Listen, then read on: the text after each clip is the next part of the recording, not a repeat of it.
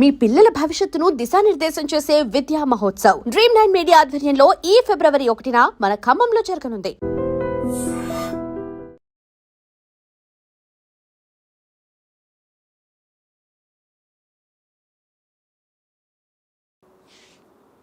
Phone tapping దాంట్లో SIT ముందు మాజీ ఎంపీ సంతోష్ కుమార్ అటెండ్ అయినప్పుడు కవిత కీలకమైనటువంటి వ్యాఖ్యలు చేసింది. నెంబర్ 1 దయ్యము అంటే సంతోషే, సంతోష్ వల్లే గద్దర్ ప్రగతి భవన్ ముందు నిలబడ్డప్పటికీ, లేకపోతే ఈటెల రాజేందర్ లాంటి ఉద్యమకారుడు బీఆర్ఎస్ పార్టీని వదిలిపెట్టినప్పటికి కూడా సంతోషే కారణం అనేది. సో తను పర్టికులర్గా మీ పేరు తీసుకొని చెప్పారు, బీఆర్ఎస్ పార్టీని వదిలిపెట్టడానికి కారణం సంతోష్ అనే మాట. ఇంకా వాళ్ళకెరక అంటే వాళ్ళంతా ఇంటర్నల్గా ఉంటుంది కదా, కుటుంబ సభ్యులు కాబట్టి వాళ్ళకి ప్రతి సమాచారం మీద అవగాహన ఉంటుంది కాబట్టి వాళ్ళు చెప్పుండొచ్చు. కానీ సరే సంతోష్ లాంటి వాళ్ళు లేకపోతే ఇంకోళ్ళు ఉంటుండొచ్చు. కానీ తర్కించుకోవాల్సింది, దాన్ని క్రాస్ చెక్ చేసుకోవాల్సింది, దాన్ని రెక్టిఫై చేసుకోవాల్సింది ఎవరు? బాధ్యులే కదా, ముఖ్యమంత్రి గారు చేసుకోవాలి కదా. పార్టీ నడిపే పెద్ద ఆయనే చూసుకోవాలి కదా అంటున్నాడు. మస్తు మంది వచ్చి మస్తు చెప్తా అంటారు, ఎక్కించినోడు ఎక్కిస్తా అంటాడు, తప్పుడు సమాచారం ఇచ్చినోడు తప్పుడు సమాచారం ఇస్తూ ఉంటాడు, లేకపోతే ఆయన సైకాలజీ ప్రకారంగా ఆయనకి ఏ సమాచారం ఇస్తే నష్టడో ఆ సమాచారం ఇస్తుండొచ్చు. కానీ అంతిమంగా మంచి ఏంది చెడేంది, ఏది చేయవచ్చు ఏది చేయకూడదు నిర్ణయించుకోవాల్సింది పెద్ద ఆయన కదా, బాధ్యులు వారే కదా అల్టిమేట్గా. సో పెద్ద ఆయన అంటే సీఎంఏ, అంతే. మాజీ సీఎం. ఫోన్ ట్యాపింగ్ అనే వ్యవహారం ముఖ్యమంత్రి గారు తెలియకుండా జరిగే ఆస్కారం లేదు. జరిగింది అనుకో, మనకి పనిష్మెంట్ అంటే మరీ తీవ్రమైన పనిష్మెంట్ ఇవ్వాలి. ఏముండాలంటారు పనిష్మెంట్ అంటే? ఏముంటుందని చట్టం ప్రకారం ఉంటాయి, చట్టాలు ఉన్నాయి కదా. సో ఇప్పుడు సిట్ చాలా ఖచ్చితంగా పనిచేస్తుంది, కఠినమైనటువంటి శిక్షలు తీసుకుంటుంది, జైలుకి పంపిస్తుంది అని మీరు అనుకుంటున్నారా? చూడాలి.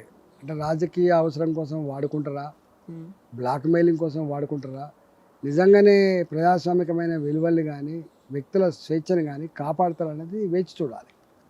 ఇప్పుడు మీరు ఆ ఇంట్రోస్పెక్షన్ అనేది పెద్ద ఆయన చేశారని మీరు అనుకుంటున్నారా? ఇంతకాలంలో ఫోన్ ట్యాపింగ్ కావచ్చు, మిగతా అన్ని వ్యవహారాలకి సంబంధించి ఏం జరిగింది, పార్టీకి ఎందుకు నష్టం వచ్చింది, లేకుంటే కవిత ఇప్పుడు ఎందుకు అలా మాట్లాడుతుంది, వీటి మీద ఎప్పుడైనా ఆయన అంతర్మదనం అయిందంటారా?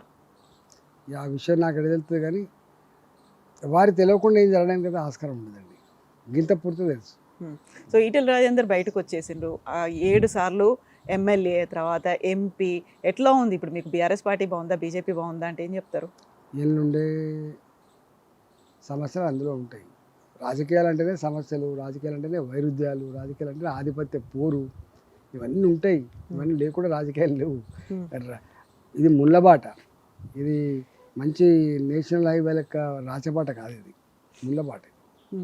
రాజకీయాల్లో ఇప్పుడే కాదు, ఇలా ఉన్నంత కాలం రాజకీయాల్లో ఉన్నంత వరకు ముళ్ళబాట అని చెప్పి అనుకోవాలి తప్ప ఇది పూలబాట అని మాత్రం అనుకోవడానికి వీల్లేదు. సో అందరికీ చెప్తారా ఈటెల రాజేందర్ స్వయంగా ఎక్స్పీరియన్స్ అయిందా? అందరికీ ఎట్లా ఉంటుంది. సో బీజేపీలో ఆ ముళ్ళబాటే ఉందా అంటే నేను అంటా రాజకీయాలే ముళ్ళబాట అంటున్నా.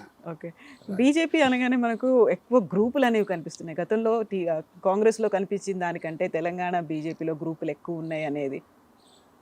అన్నిట్లో ఉంటాయి, ఒకదాని ఎక్కువ ఒకదాని తక్కువ, ఒకదాని కనబడితే ఒకదాని కనబడవు అంతే. మీరు ఒక మాట అన్నారు, గతంలో బీజేపీలో గ్రూపులు అనేవి ఎక్కువ ఉన్నాయి, అసలు మనకున్న శక్తే తక్కువ, ఇన్ని గ్రూపుల వల్ల మనకు బువ్వ పెట్టదు, ఏం చేయదు అని. యూ స్టిల్ దానికే ఉంటారా? సందర్భం వచ్చిన ఉపన్యాసాలు చెప్తూ ఉంటాం కదా, కార్యకర్తలు ఉత్సాహపరచడానికి, కార్యకర్తలు ఛార్జ్ చేయడానికి, కార్యకర్తలలో రియాలిటీ ఎట్లుండాలి లీడర్ అని చెప్పడానికి ఇవన్నీ చెప్తాం కదా.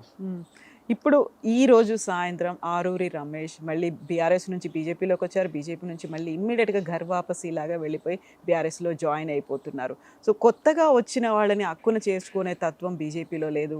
గతంలో కాకుల్లాగా గద్దల్లాగా వాళ్ళని పొడుస్తున్నారు అనే మాట మీరు అన్నారు, అదే దానివల్ల వెళ్ళిపోయారా ఆరూరి? జనరల్గా ఏంటంటే రాజకీయ నాయకుడు రాజకీయ భవిష్యత్తును కోరుకుంటాడు.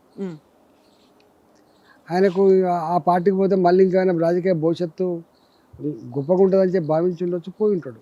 సొంత ఇంటికి వచ్చిన ఫీల్ ఇప్పుడు మనం చూస్తున్నాము, దేశవ్యాప్తంగా ఉంది. అందులో తెలంగాణ ఏం మినహాయింపు కాదు, ఆంధ్రప్రదేశ్ ఏం మినహాయింపు కాదు. మీరు చూసిండ్రు, నిన్న ఒక పార్టీ గుర్తు మీద గెలిచి నెక్స్ట్ డే ఇంకొక పార్టీలో పోయిన వాళ్ళని చూసినాం మనం. యాంటీ డిఫెక్షన్ లా ఇంత స్పష్టంగా ఉన్నప్పటికీ కూడా యాంటీ డిఫెక్షన్ లా యొక్క స్ఫూర్తిని మట్ల కలిపి ఎంత విశృంఖలంగా దానికి ఉల్లంఘనకు పాల్పడుతుందో మనం చూస్తున్నాం.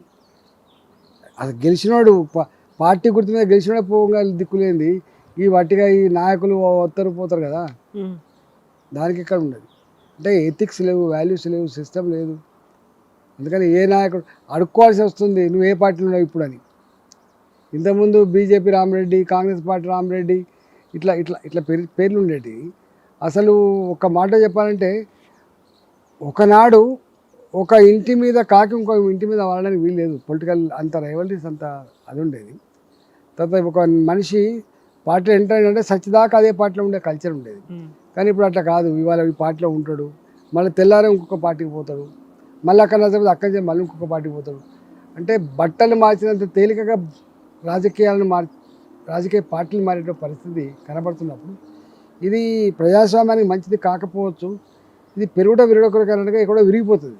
ఉమ్. సో రాజకీయాల్లో శాశ్వత శత్రువులు శాశ్వత మిత్రులు ఉండరు అన్నట్టుగా ఇప్పుడు వాళ్ళు దాన్ని ఒక బెస్ట్ ఎగ్జాంపుల్ లాగా తీసుకోవచ్చు కదా. అంటుండ్రు కదా, ఇప్పుడు జరుగుతుంది కదా. ఉమ్. ఇది ఒకటే ఎందుకంటే అనేక ఉన్నాయి. బీజేపీ ఆరూరి రమేష్ని ఎందుకని మిస్ చేసుకుంది? ఆయనలాగా తెలంగాణలో first term second term elections అప్పుడు అంత మెజారిటీ వచ్చినటువంటి లీడర్లు ఎక్కువ కనిపించలేదు. అలాంటి ఒక పవర్ఫుల్ లీడర్ మీ దగ్గరకు వచ్చిన తర్వాత మళ్ళీ ఇమ్మీడియట్గా వెళ్ళిపోవడం ఏంటి అసలు? ఇలా మా పార్టీలో వ్యక్తుల ప్రాముఖ్యత కంటే కూడా ఉమ్, పార్టీ ప్రాముఖ్యతకు ఎక్కువ విలువిస్తారు. బాగానే వస్తుంటారు పోతుంటారు, పెద్ద పట్టించుకోరు.